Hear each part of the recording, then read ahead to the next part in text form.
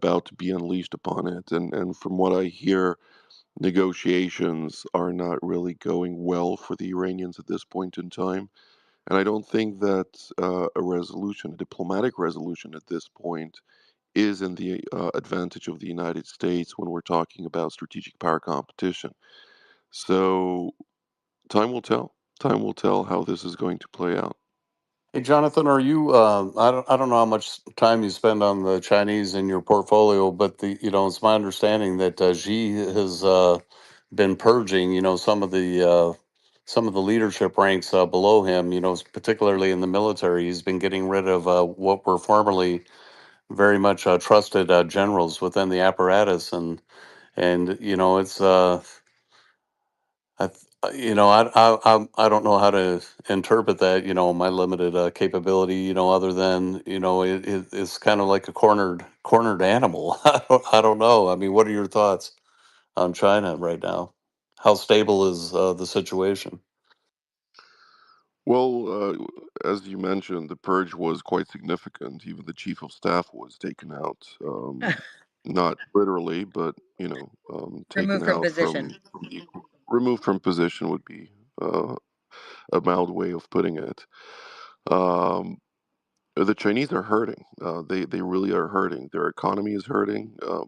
Their the demographic aspect. I think within the next by 50 to 2100 to 2100, there is an anticipation of a collapse of the Chinese demography. They're going to be at least slashed by half of their population. Many of those trends are they're trying to reverse them, but no real success thus far.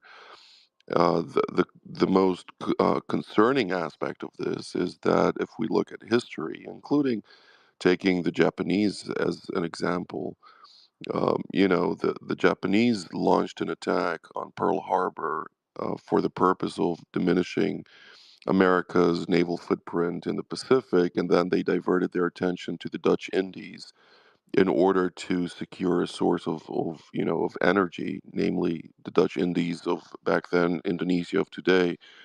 Um, their attack was while their economy was really taking a dive. So they weren't doing so from a position of strength, but rather a position of weakness. The Chinese are reaching such a position, which needs to really raise our our focus on what may occur in all kind of types of scenarios, and to establish various risk assessments on this issue. But you know, um, it is too early to tell if Iran gets out of the equation. Other actors are taken out of the equation right now, with the United States being the largest oil producer by far globally. I mean, America is undoubtedly winning the last year when we're talking about strategic power competition vis-a-vis the Chinese, and the Russians being uncomfortable with the level of grip that Beijing has had over Moscow over the past couple of years. So there might be a decoupling at some point. I'm sure that the United States is keen on seeing that happen, as it does not want to see Russia and China succinctly interoperable on all levels of their strategic overlay. But again, all this is currently being played out on the global level. I think many people around the world, particularly people observing everything that is taking place, are very much focused on bits and pieces of this chessboard rather than understanding the whole scheme of things. And therefore, in a year or two, we'll look backwards, and many people will ask themselves, "Oh wow, all this has taken place, and all this shift has been undertaken in a way that nobody really knows what it actually is going to mean for us as I am somewhat concerned, but again, we are not yet at that point in time where we need to be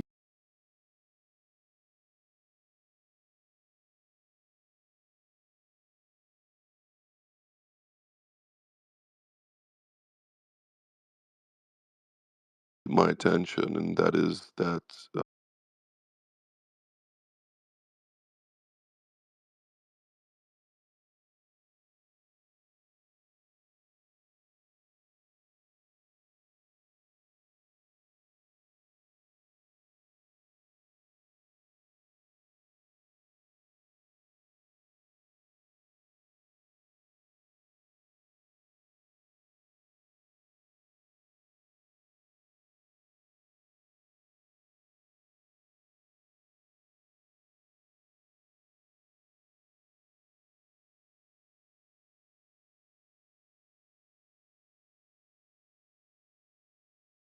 some are something else.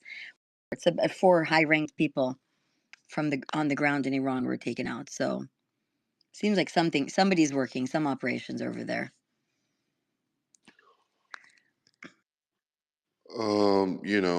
I don't know what you're talking about. It's all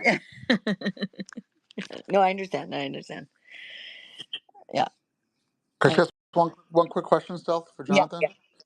Jonathan, on the real itself, if we do see regime change and affect regime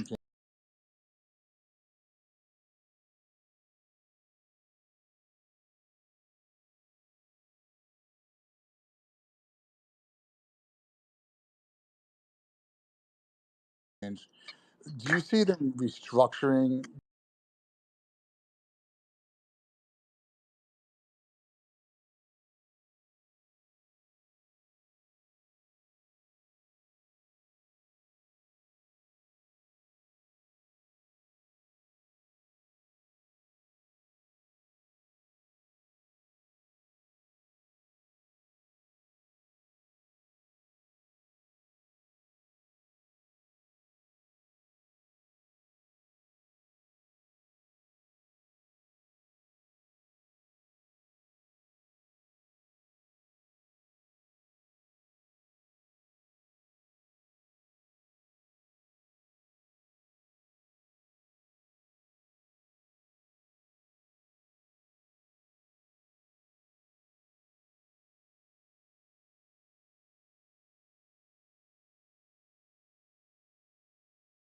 the real or issuing new reals, or